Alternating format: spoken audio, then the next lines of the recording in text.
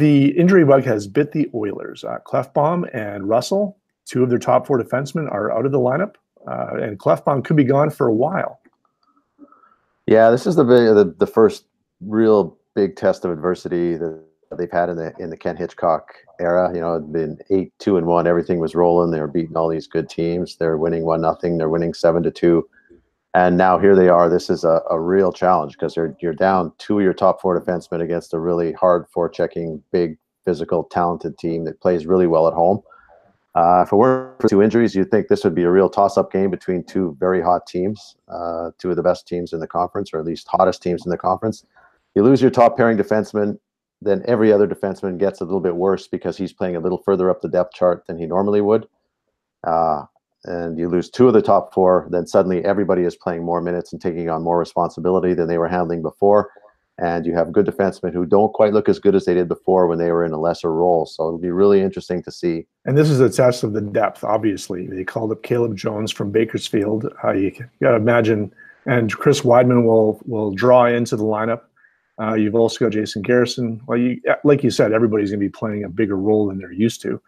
This also could lead to some more trade, speculation, fuel the trade speculation. What kind of a trade? They've been trying for a top pairing defenseman forever.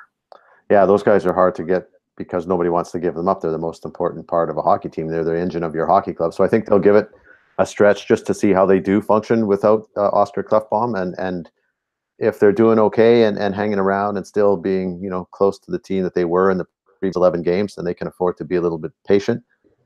If it goes south a little bit and suddenly it becomes very obvious that they're not going to be able to withstand that loss, then they'll have no choice. They'll almost have to do something because, the season was going really good and then it was going in the tank and then it was going really good. And they just can't afford to have it, they can't afford to let the season get away by losing.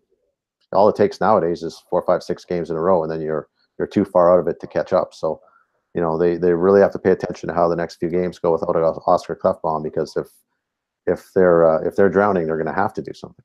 Some teams obviously could try the trade route, but maybe there'll be a surprise in there. Not that we've had tons of surprises. I mean, Andre Sekera is due back here sometime in the near future, and who knows? Maybe an Ethan Bear gets called up and gets thrown in, but it really depends on the players. Not more than we can expect Chiarelli to pull off some kind of an amazing trade without sacrificing something from the forward ranks.